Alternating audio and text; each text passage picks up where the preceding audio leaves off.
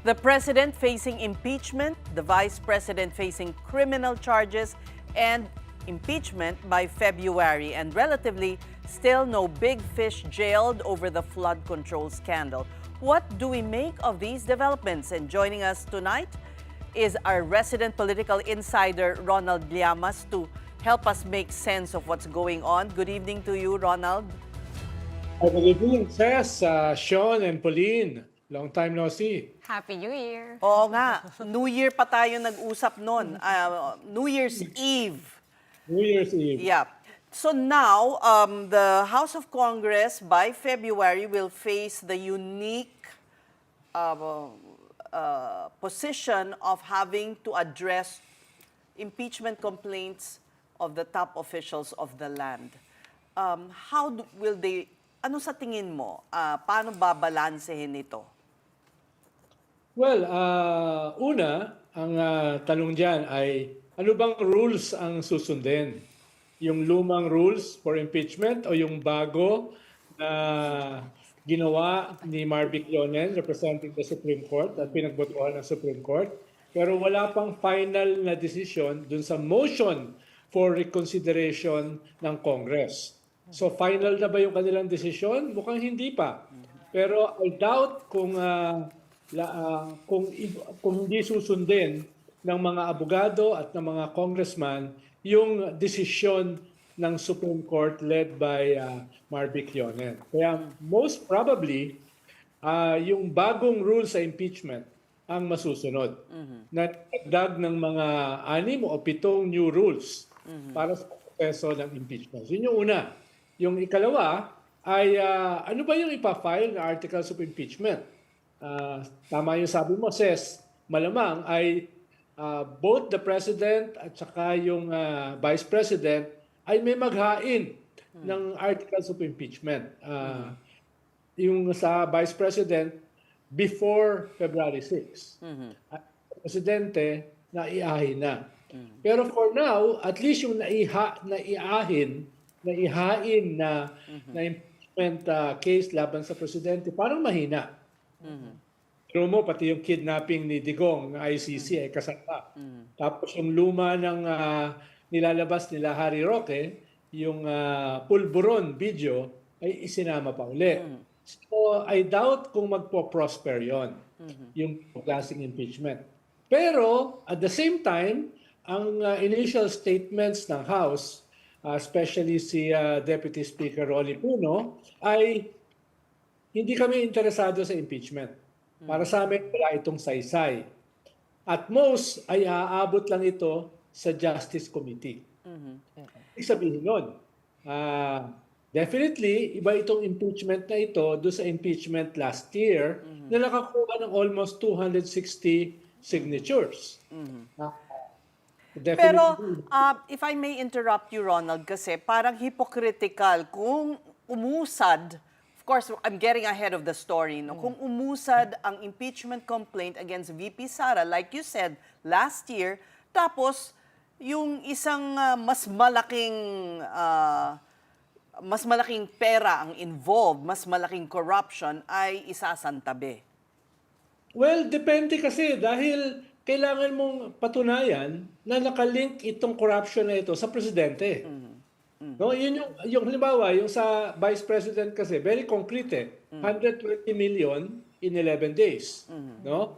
Notice of disallowance ng COA dun sa mga DepEd funds. No? Kanyang conduct bilang mayor ng Davao City. So very, very concrete.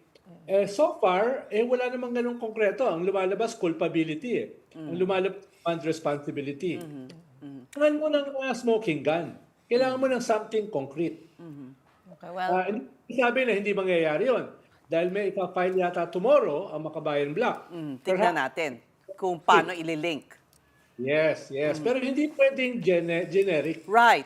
But at the same time, I know I'm getting ahead of the story, pero parang walang moral ascendancy ang majority, the people the politicians who control the House, if they will just zero in on one public official like VP Sara and have the president get off scot-free. Well, again, depende nga sa ipa-file. Ikalawa, alam pa natin, hindi naman legal lang ang impeachment. It's political. Yeah. Ba? At sa ngayon, karamihan sa mga kongresista ay kaalyado ng presidente. So yun yung reality. Morality, I doubt kung magiging basis yan ng mga kongresista. No? Baka mas optimistic ka kaysa sa akin, no? Tungkol sa morality ng mga politiko natin. Moral No? ascendancy. Wala din. Let's talk about appetite, no? Ronald, what do you think? May appetite pa ba for impeachment, no? For Vice President Sara Duterte naman, kasi malapit na mag-Feb 6. Would you Well, say may appetite pa rin? Or kaya ba nag-file na lang sa ombudsman?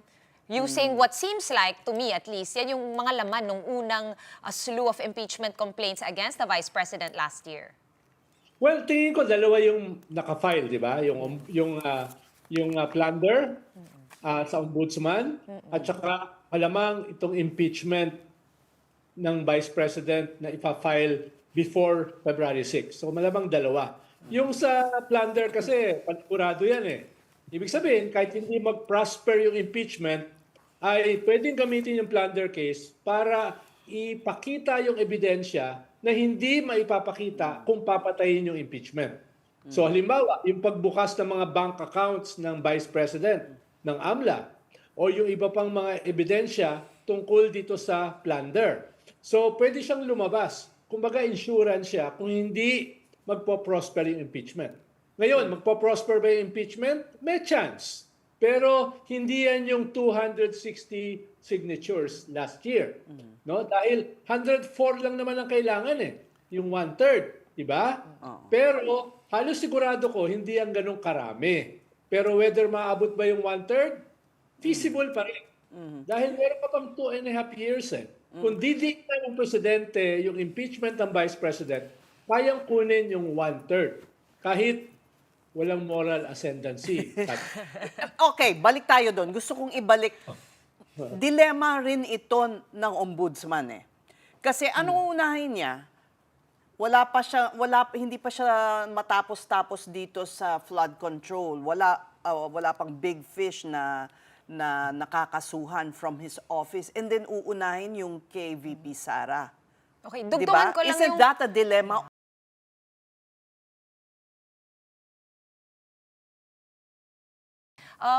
May mga iba na nagsasabi, baka itong bagong Zarzuela is to distract from the flood control issue. Siyempre,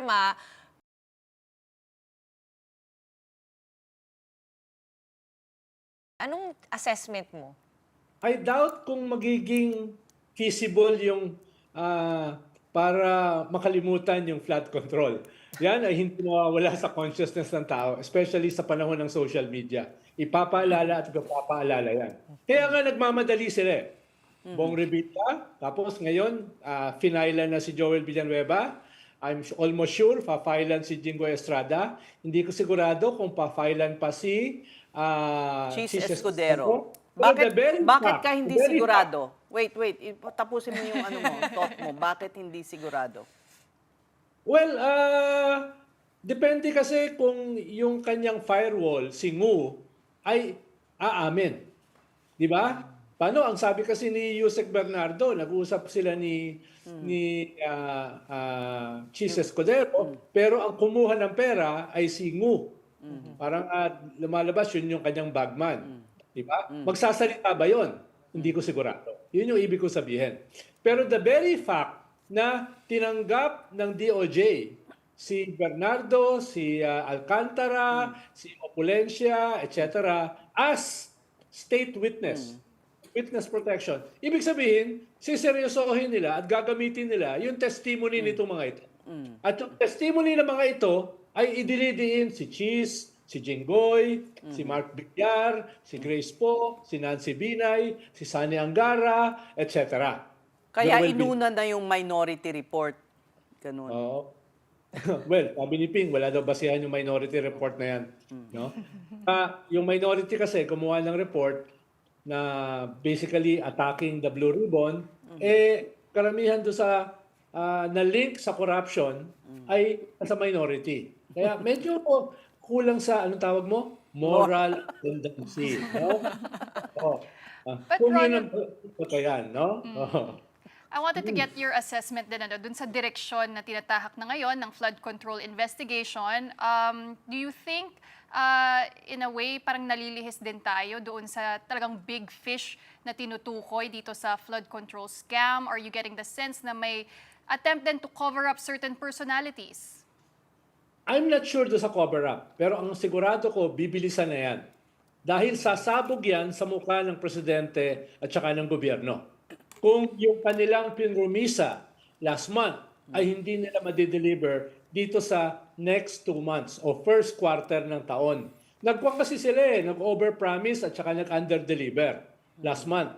At yung pagbaba ng approval rating ng presidente nakaugnay dito. Kung makikita nyo lahat ng survey, inuugnay itong corruption na ito sa presidente kahit siya yung naglunsad nung mahiya naman kayo campaign. Bakit? Dahil wala pa kasing nakukulong o nakakasuhan na big fish. Kaya they have to do that now. No? Hindi, natatamaan yung presidente at kung hindi sila maingat, baka mag-free fall yung kanyang negative 3. So, kanino ang bola ngayon, Ronald? Kasi ang ICI, rumored about to hindi magra-wrap up na rin daw sila. And ang Blue Ribbon Committee, hindi rin sigurado kung magkakaroon pa sila ng isang hearing. Most likely, magsasabit na lang daw ng report. Would you say nasa kamay na ngayon ni Ombudsman Boying Remulla talaga yung magiging resulta nitong flood control investigation? Definitely. Mismo yung presidente ay nagpahiwatig na parang pasara na itong ICI. Na dati pa namang sinasabi. Ang hirap kasi makipag-usap sa sarili mo kung ikaw na lang natitira sa ICI. Hirap magkaroon ng quorum of one no? At alam ko, mismo si Justice Reyes ay hindi na pumapasok.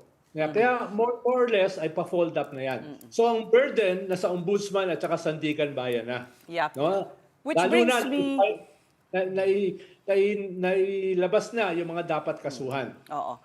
Pero yun nga, yung dilemma ni Boying Remulla, Ombudsman Boying Remulla, paano balansehin? Although he did say he will go where the evidence will lead him, pero ito nga merong naka-file ng 2 kaso laban kay VP Sara. Tapos ang dami-dami niyang kailangan kasuhan sa flood control scam. Well, nag-multiply din naman siya ng mga staffing.